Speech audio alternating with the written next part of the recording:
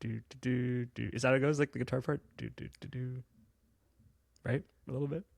Yeah. That's it. By KT Tunstall, if I'm not mistaken. One hit wonder, I'm sure. I don't know any other songs by her. For those tuning in right now, I don't know if you know the song "Suddenly I See." It was a big hit. Suddenly I see. Suddenly I see. This is what I wanna be. I don't know if my snaps are even in tune with me, but Na, na, na, na, na, na, na, na. I'm be somebody. drunken version. Suddenly I see. Well, it starts off. It starts off the movie. It starts off the podcast. Why not? Yeah, I actually made it know. It's like the music in this movie is so mid 2000s rom-com.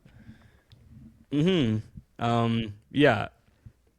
That one, remember? I mean, Vogue can kind of go with whatever, and you have to have it. Vogue in a fashion movie that has to be played in. I actually already know that there's a sequence in this sequel where they use the song again, and they have another montage. Nice. So for those Sorry, that are tuning in, yeah, we didn't even intro, but I'm sure you can guess. We're going to be talking about The Devil Wears Prada, the original one from, is it 2006? I'm just making a wild guess here. I know it's mid 2000s, I think. Let me just double check that real quick. 2006. I was right. Wow. So I didn't mean to say that, by the way. If you caught that. What did you say?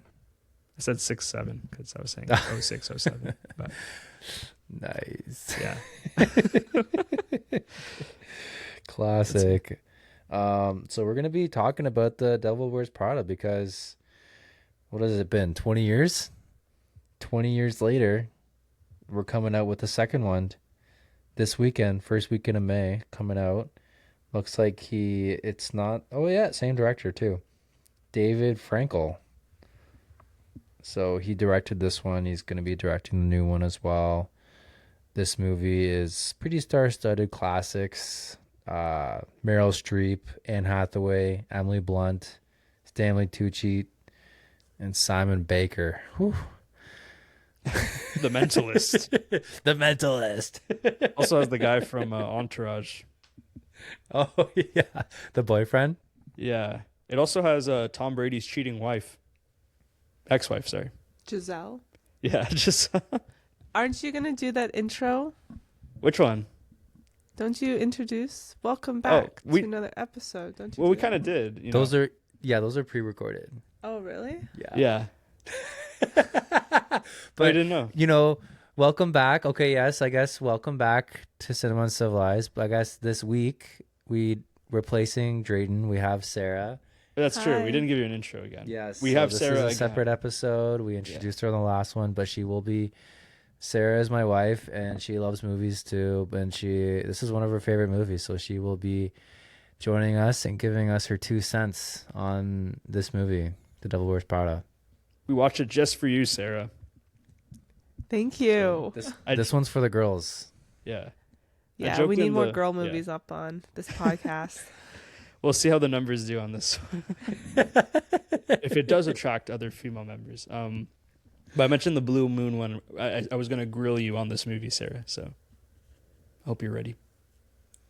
I'll try my best. Something to grill on. I actually just spent a lot of time trying to read up on facts and the making of this movie. It's quite the Wikipedia page, I must say.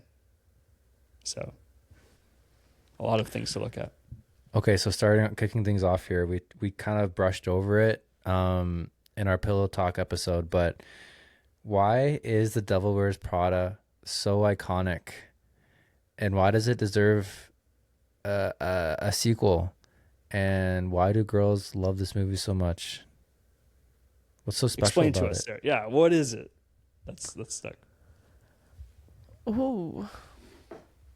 At least for yourself, then, Sarah. I think, and then we can look at the world. I think it's iconic in the sense of the 2000s definitely had a resurgence of romantic comedies. So I think it was part of that wave, as along with movies like, How to Lose a Guy in 10 Days, or what's another rom-com? 27 Dresses, that kind of whole rom-com wave. So I think that's why it's been so popular. I think too the topic of fashion is always relevant, right? Because fashion's always changing and adapting.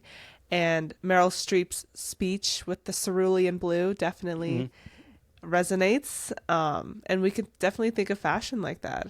I would love to hear a fact though, Daniel. Throw in a fact. Oh, well, I mean, I just want to actually like challenge just in general, not just you, by the way, just like we view it as a rom-com, but is it really a romantic comedy? I was just gonna ask that question, Daniel. I don't Is it think really so. a rom com? Yeah. Like it wasn't that funny and it wasn't that romantic. Well, so I will say, so some people do find this movie very funny. I would just to talk about sort of like why is it so popular? At least from what I gathered with like watching other reactors and stuff like that to this movie, because more commonly women talk about how iconic it is, and it's really just the snappiness of the one-liners that either Meryl Streep gives or Emily Blunt gives or Anne Hathaway even. Like those one-liners stick out, or Stanley Tucci even. Man, I think women love Stanley Tucci basically for this movie. Like Stanley Tucci's a beloved man, and it's for this character that he played in 2006. I can give a lot of facts actually on the casting and stuff, but I think I would even point back to what Josh said about how you look back on it and it's like it's pretty star-studded. In reality, Anne Hathaway was actually not that popular if that makes sense. And she was not even considered for the role. They actually tried giving Rachel McAdams the role 3 separate times. They really wanted Rachel McAdams to play that character, but she declined. So I don't know why, but essentially Anne Hathaway was chosen after Meryl Streep saw her performance in Brokeback Mountain. So she said, I want Anne Hathaway. Emily Blunt was not really anywhere at all at this point. This was actually kind of her breakout role. I think she would put it that way. And she was, I think, one of 100 people that had auditioned. So, or Stanley Tucci even, he joined the cast just 3 days before filming. They went through about 150 different people before they got on Stanley Tucci as well. So it's just interesting to see like that happen. Like it, you never know when magic or lightning in a bottle like shows up in a movie, but I think this is one of the cases where they actually didn't know what they were really creating until now. Even in 2026, we're still talking about this movie. Anyways, yeah, I could keep going, but I thought those facts were really interesting, and I do agree. Maybe it isn't considered a romantic comedy, but it's definitely romantic comedy adjacent. yeah, it has the same feel as these movies. Hmm. The music and I mean, there is the romantic parts to it, but I guess we can talk about maybe what we like and what we don't like personally about the movie, because I feel like the romantic parts aren't necessarily the strongest.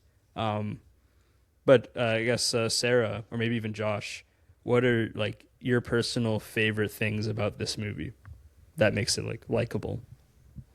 Well, before we jump into that comment, Yeah, I would like to add, I think because this movie was based on a book, right, from an assistant of Anna Wintour.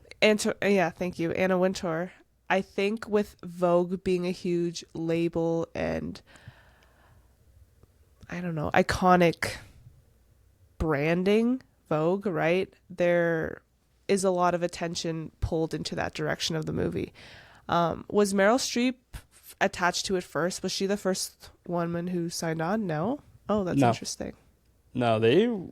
From what I saw, there was like a list of people from various different ranges of ages. Like Miranda Priestley wasn't always thought of as like an older woman, which, funny enough, Meryl Streep seems old in that movie. I mean, she's even older now, so she was probably only like 50 at that point. But yeah, like she wasn't the first choice. I think Glenn Close was the first one.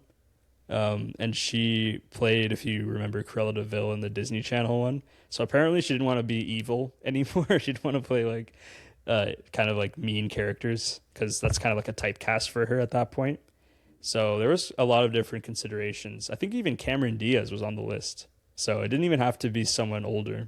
But Meryl Streep, I guess yeah, I'll just talk about like different encyclopedia like facts of the movie. Meryl Streep, she like they were iffy on her because they didn't think she would be funny,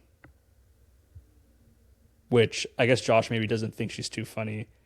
I don't know if it's funny, but she really delivered her lines and she plays an evil character. And not to mention Meryl Streep is just Meryl Streep. I think she's still the most nominated Oscar. She holds the most Oscar nominations for women.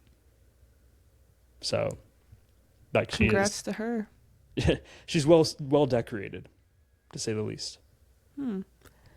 Yeah, I think public fascination with Vogue and that company definitely draws more eyes to the project. And I think it would be remade today, honestly, because Hollywood is hungry, right, for those dollars to come in. So I think it's just one of those projects, one of those IPs that are getting a sequel due to studios wanting to, pad their wallets a little bit. Yeah. Well, I think, is it Disney that's kind of funding it? It might be a Disney one. Because we just watched it on Disney, and it's also has like, when it's a Disney studio, it gives movies that are, it's like, oh, The Devil Wears Prada, a special look, Oh, okay. Yeah, that's Okay. what, so that's what it is here. So I'm thinking, oh, Disney's probably funding it. That makes sense because the trailer looks a lot like it would be a Disney Plus movie. Yeah, yeah, So just to touch on that, I do think the movie, it's been talked about, it kind of looks bland, what we currently see. And there's a whole discussion on like movies that were made in the 2000s having so much more color, and now movies, I don't explain it. I think the cameras they use, but something along those lines makes movies not as appealing or not as colorful. So movies kind of tend to look a bit flat. And so we'll see in the end how The Devil Wears Prada 2 looks. But based on the trailer I watched yesterday, because having watched the first movie, I was like, well, what's the second one about? Because I'm like, where do you really go from here? But yeah, it looks like a Disney Plus movie, if that makes sense. yep. No, I get that. I guess some things that I enjoyed about this movie watching it. Meryl Streep, she's definitely a highlight. I think she does a phenomenal job in her role and her character. Amazing actress. I kind of like learning a little bit more about the fashion industry. Even just that one scene where they're having their little, meeting and then going over some clothes. Andy's there. She kind of just like, kind of laughs to herself, and Miranda's like, what was that? And then she kind of goes into that whole rabbit hole about her blue sweater and, the whole inner workings of fashion and how a whole group of team has worked so many hours just for you to wear that one sweater. Mm-hmm. So I thought that was interesting learning about that, but also kind of just the relatability of the characters and living in New York City and working at a job that maybe isn't in your field or your end all be all, but just I wrote down one of the quotes, to the jobs that pay the rent. That was something they all cheers to, because they're all working jobs maybe that they don't love, or that they're just working to pay the bills. And so that's kind of Andy's and her character. She's a journalist, right? And she has no care for fashion. And it's interesting kind of the way they portray this film of, like, how much are you willing to change about yourself, going into a new job. And it seems like this, 1,000 girls would kill for that job, just being an assistant at some fashion firm or a magazine. And it's just so interesting to think about magazines, like, I can't even believe magazines are even still a thing. Like, it's a dying. They're more so like apps now, or yeah. They hold some influence still, but yes, they're not what they used to be. Not at all. Yeah. Yeah. But that's pretty much it. No, I did look. Yeah, it was a very colorful film, very colorful.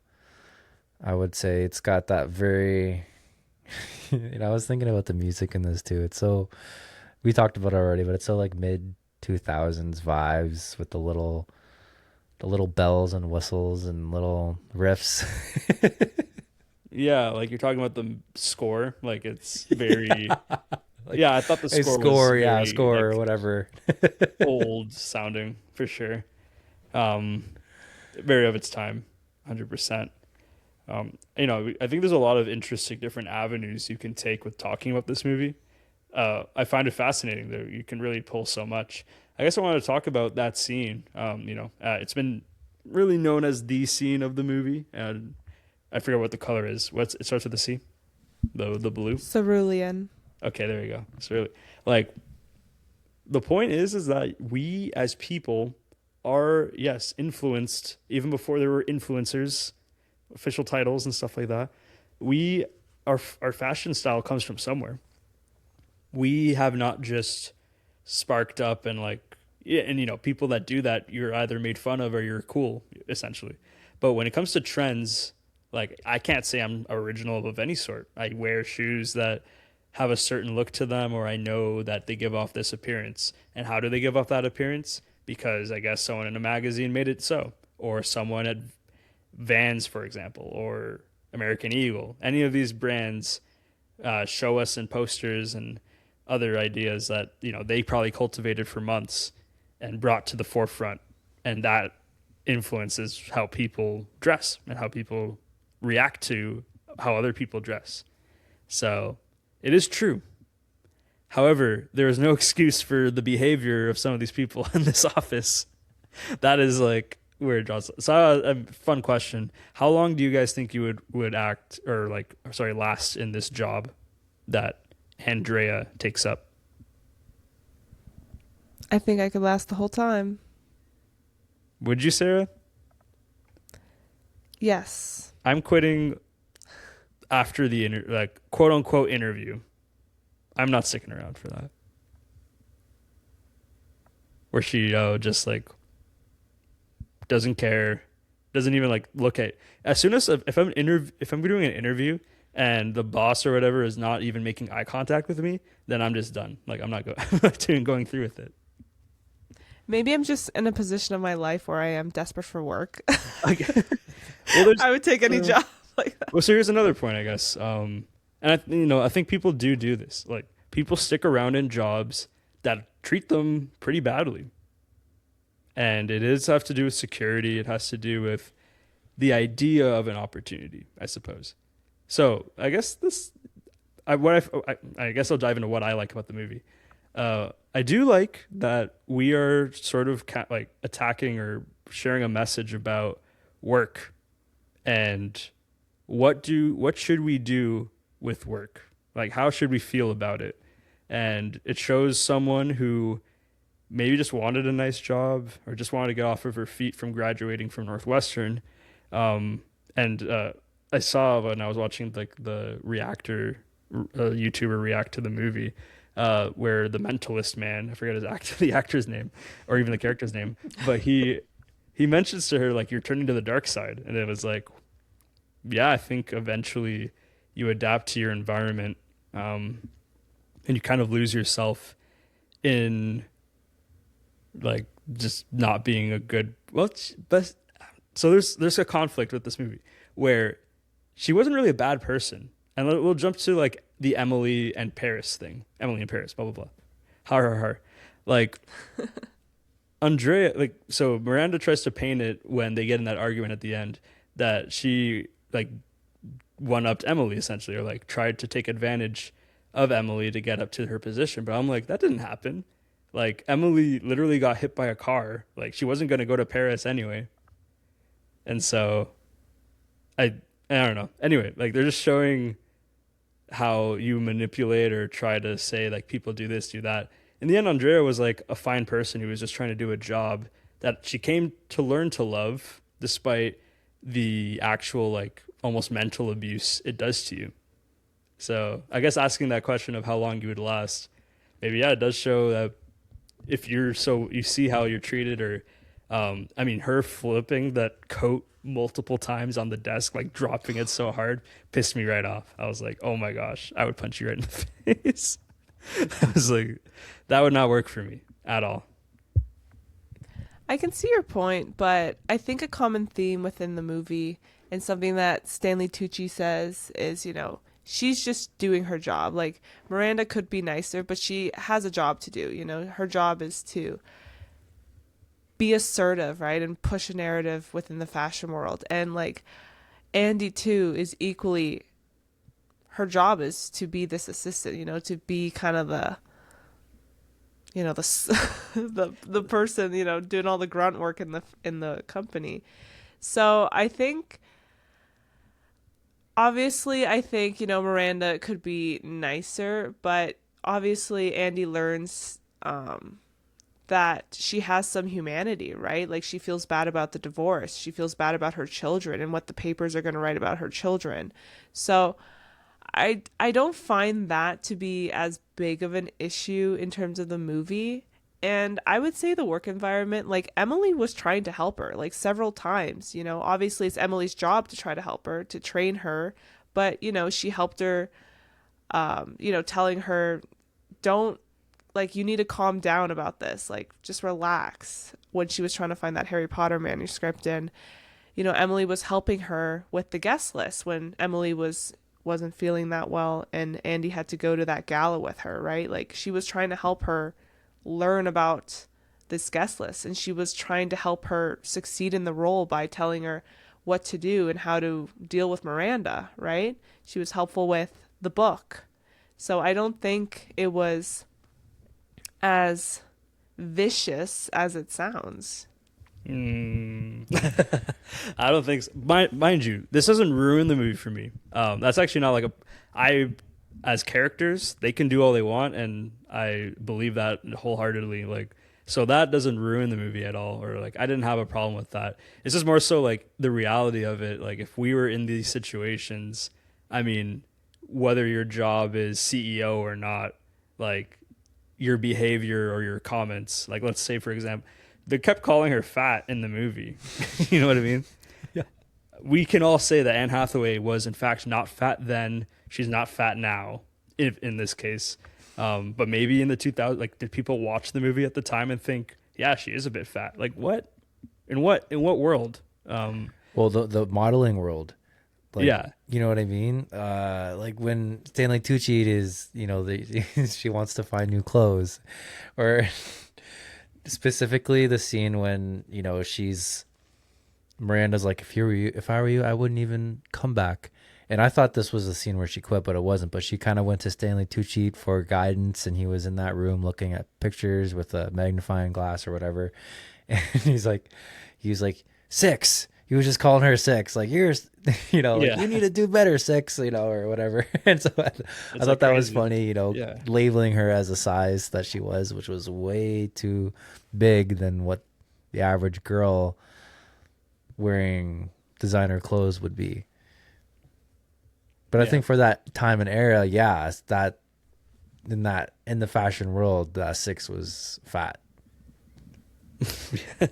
Again, crazy. But what I was gonna say is that I don't think it's bad to look at the movie as they were bad people, because it is highlighting that, like, when Emily talks about not eating at all until she's gonna faint, then she eats a cube of cheese. You know what I mean? Like, that's highlighting the problems within that environment. Or even Stanley, Nigel's story, Stanley Tucci, he gave that speech, right? But in the end of the movie, he gets kind of blindsided and he kind of just accepts it. And I don't know if that's just him having conformed to the environment, but maybe the second movie tackles his story of like that. Like, does he end up achieving what he wants to achieve and maybe what he deserves to achieve? So it's, like, I'm just saying the movie comments a lot on the environment, which isn't a good environment. Like I'm saying, I'm like, hopefully, Sarah, you never ever work for that sort of thing, no matter how much you want a job, because like that's the whole, I think, point of the movie there, where Anne Hathaway chooses herself or chooses to be like someone, outside of the world, because or Meryl Streep when she says that, you know, they want to be like us. I think there are people that do, but you know what it takes to be in those positions is a lot of like it's really mentally challenging, emotionally challenging. Even just the scene where she's calling to try and get a flight through a hurricane, you know, and she's mad. Miranda Priestley is mad about that. It's like, dude, like, what do you want me to do, you know? So I just can't deal with people like that. If this was my work environment, I wouldn't put up with that. That's fair. Yeah, no, for sure. I guess we're talking about actual issues I have with the movie, and Julissa agrees with me. For a short movie, like it's 108 minutes, 110 minutes, it kind of lulls a bit after like a while. I don't know if you guys felt that way, or maybe Josh felt that way, but it kind of felt a bit long or longer than it needed to be. Yeah, it did. I did feel the runtime of it. Close. It's almost 2 hours ish, isn't it? Yeah, Yeah. but it's like below 2 hours, so you're kind of like, this is Yeah. a normal like size movie, but it kind of felt longer than that, if that makes sense. Yeah, I would agree. What do you think? I thought it was fine. Okay. Yeah. I can explain why, but Josh, you go ahead. No, I was just gonna. I guess you can talk about the runtime because I was gonna kind of talk about the romantic love interest and how I thought it was a little bit weak. I mean, that contributed to it. I think like the fact that it wasn't that strong, and especially, I guess, if you're going to talk about maybe the mentalist himself, maybe Is that his character name now? You know what's funny? I've never watched that show, but I know that's him. Have you guys watched that show? Oh yeah, that was my dad's favorite show. Oh, see, I didn't. My dad would watch that show all the time, so I'm very well acquainted with The Mentalist.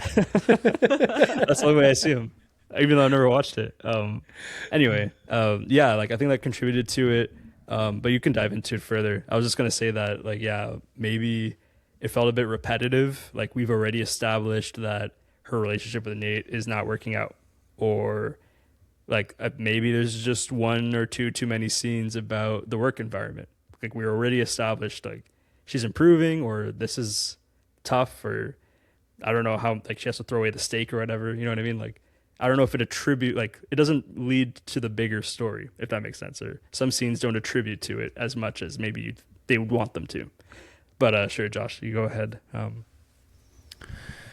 Yeah. So, yeah, just circling back to if this movie was a rom-com, and I don't even know what kind of genre I'd put this in, to be honest, because yes, okay, Anne Hathaway's character Andy, she's in a relationship with her boyfriend who is a chef aligned or a cook at some restaurant, and even that relationship, I'm not too sold on.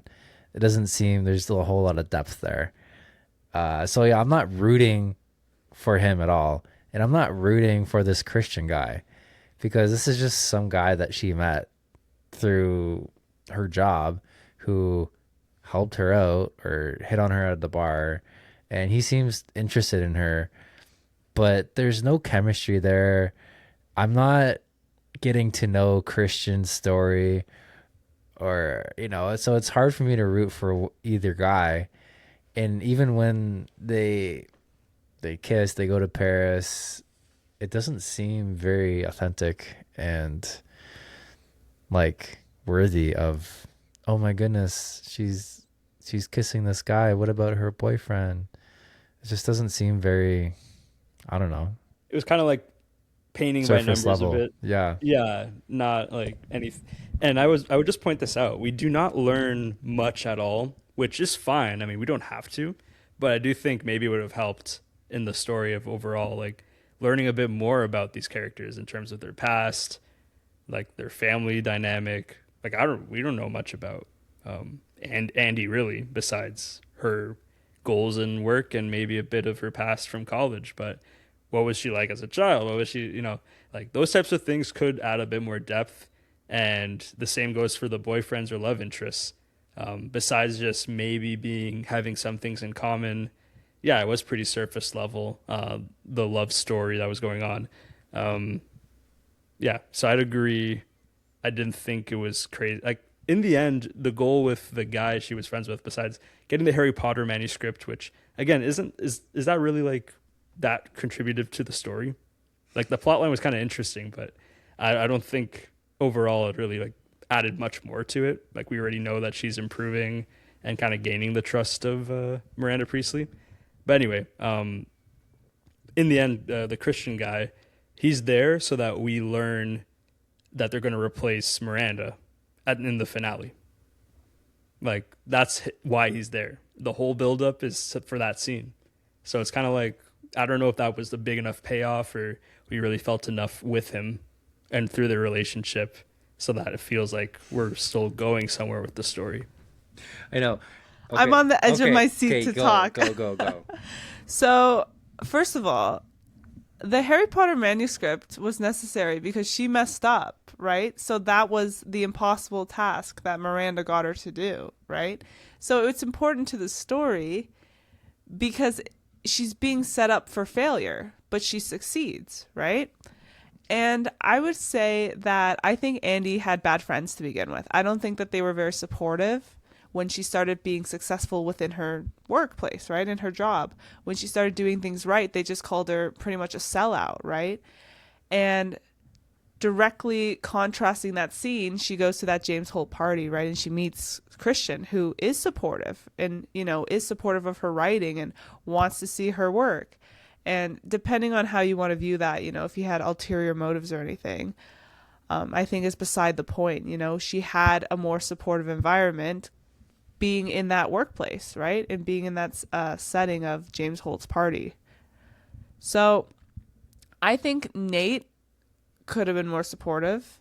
Obviously, you know, people can grow apart and things can change, but he didn't really ever seem supportive in her workplace, you know, like obviously she changed her clothes and she changed her look and, you know, he got some benefits from that, but also he was kind of a jerk about it when she started finding joy or in fulfillment within the work or relative fulfillment.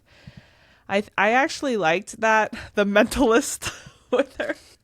I think, I agree. I think the ending was a little bit whatever, but he's someone who was trying to help her, right? He didn't have to look for the manuscript. He didn't have to, you know, do these things, but he did, you know? And I actually think that they had chemistry, more chemistry with the Nate guy who was a little bit more negative and more, I guess, like more judgmental about her wanting to, you know, change a little bit. I think,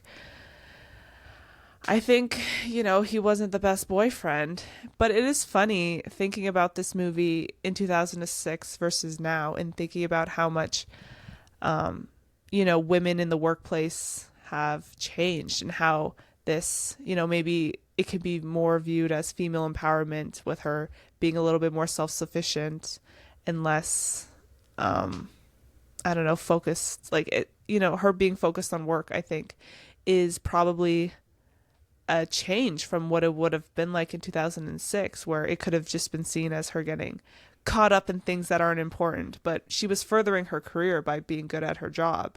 So I think that's kind of interesting to think about too, and the way we view Nate. Like, Nate might have had more sympathy back in 2006, but now we might think of him as a crappy boyfriend, right? Because he wasn't being supportive. Yeah, I do want to talk about that actually, because yeah, Nate and most women, I suppose, that watch this movie, they view him as a bad guy, which is kind of, yeah, like, you know, I maybe see the point, and even the actor has conceded to that, but the director or the writer themselves have said that they don't quite understand why people dislike Nate so much, you know, in a funny way. For example, some people think that Nate's sort of like reaction to the whole birthday scenario was unwarranted, while I feel like you know, most people would be upset if their partner was totally absent for their birthday or something like that. And I think this comes into, yes, her work is important, but if your work is taking away from your personal life, like how much of a life is that really, if that makes sense? Like you can dive into your work so much. I mean, maybe people feel that fulfillment, but yeah, me personally, like I definitely like to separate my work life from my personal life. And as an assistant to Miranda Priestley, she definitely didn't have that peace. I mean, she could probably be maybe have sleep anxiety. Like she can't fall asleep at all because she's thinking my phone's going to ring at 2 a.m. because she's going to ask me for something. Right? Like it's interesting. But yeah, there's a lot of people that don't like Nate. I guess I can see that he was kind of like making comments or something like that. But I think he was kind of right in some ways of like was she truly like happier, and in the end she chooses, you know, not to continue with Miranda. So I think there's some truth to that yeah, like it was a bit of a not sellout, but just she kind of was losing herself for at least the person he had a relationship with, which I guess this is what else, like what Josh is talking about. Maybe I agree with your points about like the Deathly Hallows manuscript maybe had, you know, that was a bit more significant. You convinced me, Sarah. But I think the relationship with Nate, we don't really feel anything for it because we don't really know them, if that makes sense. Like we only know them through their interactions about her work for the most part. But like what made them fall in love with each other, we don't really know, I think, right? Mm-hmm. And so that maybe is why we don't feel as much when they're breaking up or separating, and then she goes with this other guy. And you know, I don't know what you mean by chemistry, to be honest, because did you feel butterflies when she started kissing Christian or anything like that? I think it was probably manufactured chemistry with, you know, the softer music or the romantic Paris setting. But I definitely felt like, I don't know, I just felt like I didn't feel butterflies watching them, but I just felt like they interacted with a little bit more you know? I don't know, a little bit more, It was a bit steamier. a little bit more spice, I guess. Yeah, the steamier. Yeah. I guess in the end, though, yeah, I would say me and Josh just weren't as convinced about that aspect, I suppose. That's fair. Sorry, before you go, Joshua, but I didn't dislike Nate, and I wasn't bothered by the birthday scene, and especially when he says, you know, I'm not upset about that. I'm not 4 years old, right? I don't have anything against him and how he acts in the second half of the movie, but I would say in the first half, he could have been a little bit more supportive in her job. He was supportive when, you know, she wanted to quit the first time, but I think in terms of her doing things well and becoming a little bit more successful, he could have, you know, been a little bit happier for her. Yeah, no, I was just going to talk about Christian, and I remember me and Sarah, we watched this movie a couple months ago, and I know Sarah is Team Christian. You know, she was rooting for Andy to be with this guy, specifically at the scene when they're at that party in New York and it is Nate's birthday, and he's like, oh, like, you know, I read your work. There's some, I have some connections who are like editors for the New York Post or whatever. He's like, love for you to come, you know, introduce you to them. And she's like, oh yeah, you know, maybe I will. But then she's like, oh, you know what? Actually, I can't. I specifically remember saying, oh no, come on, go, you know, go in the library, like whatever. And I don't know if was that for more so her career or the love interest part? Probably for her career. You know, she didn't want to be Miranda's assistant forever. She had a goal of being a writer. So you might as well take advantage of your connections in the moment. Yeah, I agree. I think she should have capitalized on those moments for her career as well, actually. Mm-hmm. But I guess, you know, you two are married, right? If like you were dating at the time and Sarah like was kind of bailing on you, or Josh maybe wasn't, you know what I mean? Like we kind of cheer for her to like not be with him, I guess, in that moment. But would you guys like not feel like a certain way if one of you was kind of being a bit more distant, if that makes sense? That's a good question. I think as long as you make it up to the person, you know, like, I'm really sorry, let's celebrate on this day, and then make that a priority. I think that's fine to do. Yeah, I could be understanding for that. I was thinking about, you know, if I was Nate and, you know, Sarah, whatever, was out on my birthday, I would probably be a little bit sad. But you know, if it was for your job and, you know, you value your job, and and Hathaway, you know, she cared about her job. And that was a turning point for her when she was in that room talking with Nigel, and he's like, "You're not trying at your job. You're just barely getting by." And that was like it was a flip, a switch flipped with her, right? You know, that's when she started dressing nicer and getting boots, and you know, halfway through the movie, it was she became more like Emily, and Emily became more like Andy.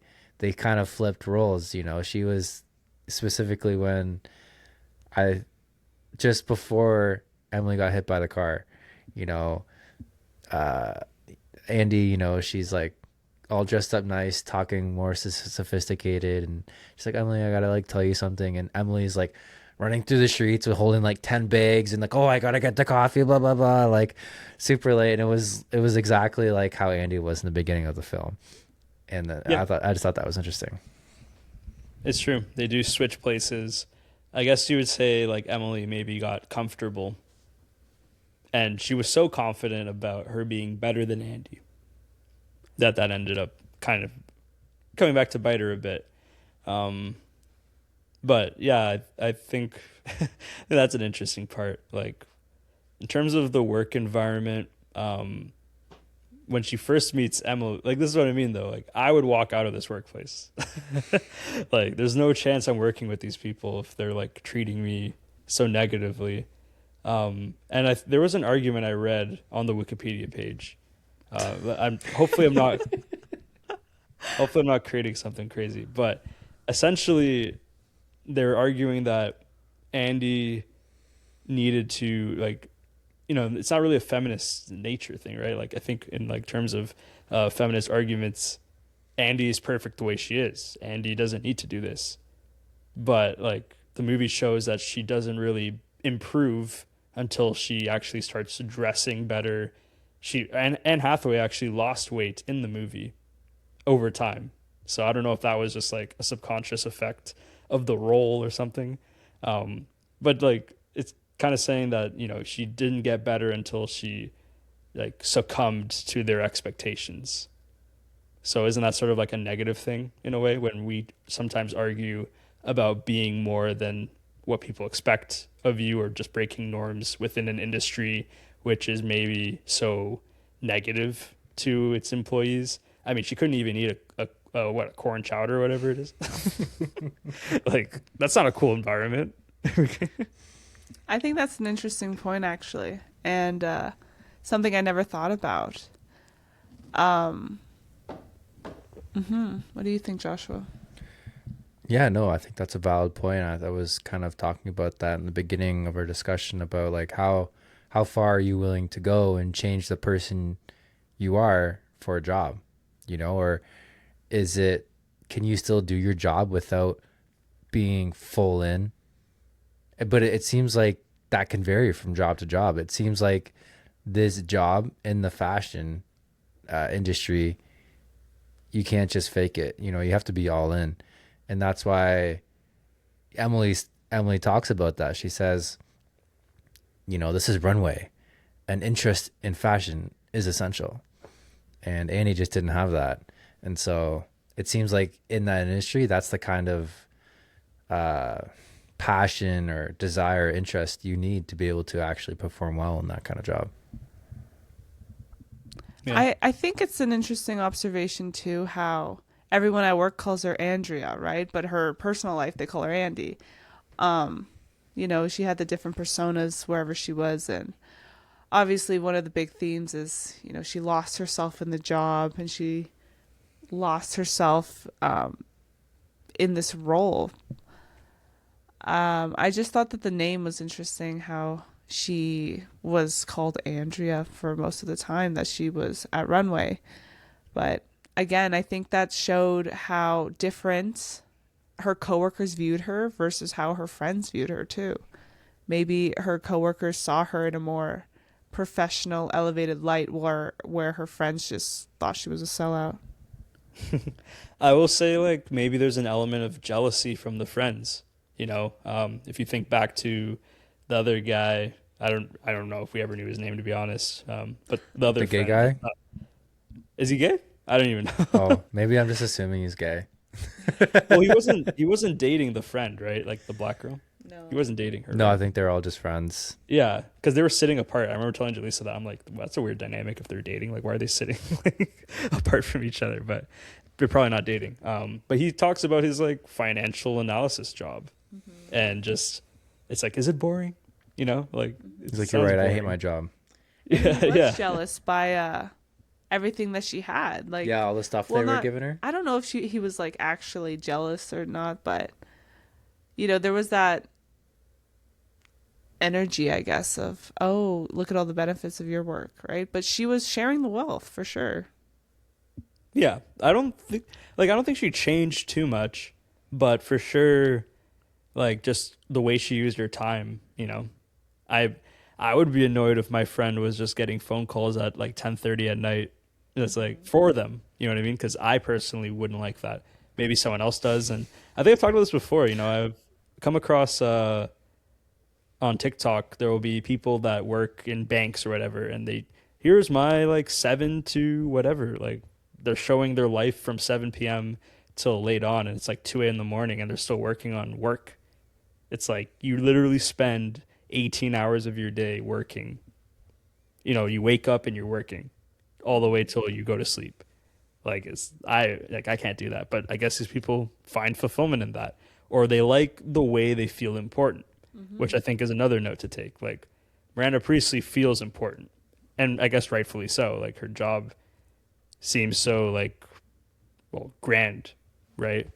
Emily is chasing that in a way. I'm sure she doesn't want to be an assistant forever, but just being like saying, "Oh, I work for her," like that has a level of not entitlement, but just like social class, I suppose. Clout. Yeah, clout. So I think that's where maybe the jealousy stems from with the friends, where she is, but in the end, her job isn't more. I'm not saying more important, but just like it's not anything extravagant. I mean, she's collecting coffees and taking like slave orders essentially to like appease people, which just, yeah, like it's kind of almost lowly. Like that's like a low job.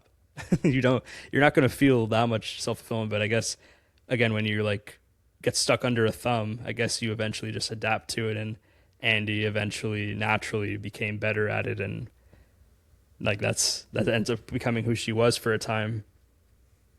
This is interesting. I think that's what I like about the movies, that there actually is a lot you can take from it, and you can hold a conversation about what it's telling you. Yeah, cool. for sure. As I've been thinking about it more, I'm like coming around more to Nate's side, actually. And, I'm thinking about that one conversation that they had, and how Nate was saying, it's fine that you changed, but just admit it. Admit that you are a runway girl now, instead of pretending to be someone you're not. Just like, where's your integrity about this? And I think that's obviously the biggest issue of her character, of like her not owning up to everything that she's done and everything that she's become, right? I think at the end of the movie, when she walks away, that's her realizing, how far that she's lost herself. But I just really like that speech when he said, that's fine if this is who you are, but just admit it. Like I could care less if you were a stripper, as long as you did it with integrity. That speech. Dang, that's pretty crazy. But I mean, that's another. I mean, we can look at Euphoria. If you guys are watching Euphoria, there's a lot of strippers as of right now. You got to see, like, it's not really free at all. Actually, like, it's hard to feel even more like empowerment through that role. But I get you question like what roles truly are not like under the thumb of someone. In the end, we're all working for somebody. And even, a lot of people talk about owning their own business, like not having a boss telling them what to do and all that. But usually when you have that, like you provide a service, and so clients are telling you what to do. So you're working to fulfill their needs, you know, rather than a boss, if that makes sense. So it's just like, you know, I mean, not that this movie that profound? Is that why it lasts so long? It feels like Well, you can expand the world, right? Yeah. there's been a lot of things we've been able to talk about, and I guess just sort of wrapping things up here, I want us to each share what was kind of the main message that you took personally from this film. All right, I'll go first. Yeah, I mean, just don't. I mean, for me, again, I found their environment so toxic, and You know what, Daniel? Just yeah, this whole discussion, I'm getting the vibe that workplace environment's very important to you. And Yeah. there are certain things you just won't put up with, I've which I worked- respect. I've worked in like nice, like, you know, even I was cutting meat at Zares these past 2 semesters. Like, people are chill. They treated me with respect. Maybe the customers sometimes were a little bit rude. So I'm not gonna miss that. Because they view me as a deli boy, right? But like, me and you are both human beings. I don't care what you do. Like, Yeah. you tell me in a respectful way what you'll do, and I can do it for you. But we don't need to be like, I want this, and like, no thank yous, nothing, right? Like, that for me is like, well, you know, that's, you don't have to treat me like that. So yeah, for sure, I don't take that lightly, I guess. But I've worked in very nice environments, plenty. So that's definitely not a problem for me. But I wouldn't put up with that, because I'm well aware of like, it takes a mental toll on you, and you're not going to enjoy yourself. I might even go bald. I don't know. You know, there's a lot of stresses that can come from that. So it is important to work in places where, you know, it might not be the job, but it could be just the benefits, the people, how much time does it allow you? You know, I want to be a father one day. Am I going to be able to see my kids? You know, Miranda Priestley, how often does she really see her kids? Not at all, right? No. And even her So- marriage, right? Like Yeah. her marriage went to a divorce, right? Because she just wasn't prioritizing that aspect in her life. Mm-hmm. And I'll point actually that in that same speech, or maybe a different time, but Stanley Tucci says something along the lines of, like, once you get a promotion, that's when things are actually falling apart in your life. And that's, like, in that environment, or like the more work you're doing, you kind of lose your personal life. So, I mean, I guess the message is find a good work-life balance. That's a good one. That's what we're coming to. Yeah. Some pearls of wisdom there. Yeah, I agree. What about you, Sarah? I agree. I think having a good work-life balance is definitely the message of the movie, and also don't lose yourself in things that maybe don't matter as much as you may think they do. What about you, Joshua? So kind of what I got from it was, one thing that I noticed that was very repetitive throughout the film was Andy. She would say the line a lot, I didn't have a choice. You know, I didn't have a choice. You know, it was, you know, because it was what Miranda wanted right then and there. She had no choice. And she talks about choices with Nate, Miranda. You know, you always have a choice. And so the message I got was life is about the choices we make. And in each one of those situations, she had a choice, even though maybe she feel like she didn't. She chose, you know, in that situation with, you know, going to Paris too, like she had to make a choice. And Miranda talks about, you know, you have to make those choices if you want to move up the ladder in your workplace, your life, whatever, right? Your relationships. And so, yeah, you know, that's the message I got from that is, you know, we always have a choice, whatever situation we're in. And yeah, it's up to us to make the right choice. Great comments there. Yeah. I feel like we could probably talk for a lot longer about it, but I feel like, we're probably going to have to wrap this up. So, is there any final thoughts, I suppose? I gave this movie 3 stars. After this conversation, maybe I should give it a bit more love. This just feels like I thought like maybe this movie doesn't seem all that deep. We've talked about it now, and it seems like we took a lot from it. So maybe it is that deep. I don't know. Yeah, I'm excited to see what they do with the sequel. Hopefully it's not one of those sequels where they repeat the same message that we've already heard, I'm excited to see where they take the story. And I'm glad that, you were able to grow a more profound appreciation for this chick flick. Chick flick, that's a good term for it. I think that's what I would classify this genre as. It's a good chick flick. Yeah, I mean, for the girls, they love this type of stuff. That's for sure. Yeah, no, it's a good one. I enjoyed it. It's my earliest memory watching this film was watching it with my mom. Me and my mom watched this movie when I was younger, and then that was it. But I remembered it. I remember Anne Hathaway. I remember Stanley Tucci. And I remember Meryl Streep. And yeah, I'm excited for the new one. I am excited to see, same with Sarah's, kind of where they're gonna go with the story. Is Stanley Tucci gonna get like his arc, his moment?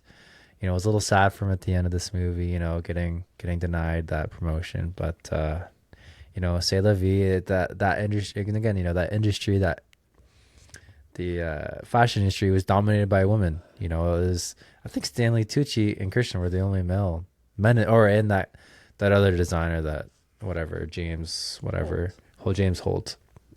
But yeah, I think that's pretty much all I have to say about this film. It's a good one. I gave it 3.5 stars. What about you, Sarah? 4 stars? 4 stars. Yeah. 4 stars. I gave it 3. I could maybe, it's between there. I wouldn't say it's like a lower end 3. I think clearly it has its staple in the industry. I do just think as a movie, in terms of its flow, because I guess the way I would put it, movies are kind of like a meal almost. You want it to, or if you're paying for a movie ticket, you want it to like enthrall you. I wouldn't say I was that like enthralled. I've seen probably a few better chick flicks, in my time. Like what? Like what? What's a better chick flick than this one? I'd have to look at my letterbox, but I feel like there's something a bit, something hits a bit deeper, like more satisfying. Because you said it yourself too, Sarah. Like the ending actually isn't that like climactic or that exciting per se, but I think the movie has enough moments that have like made the movie very like positively viewed, if that makes sense. You'll have to put the chick flick you think ranks higher in the comments of this episode. That is true. Please comment, and maybe we will review them so that we can further our knowledge on this genre. Awesome. Well, do we know what movie we want to review for next week?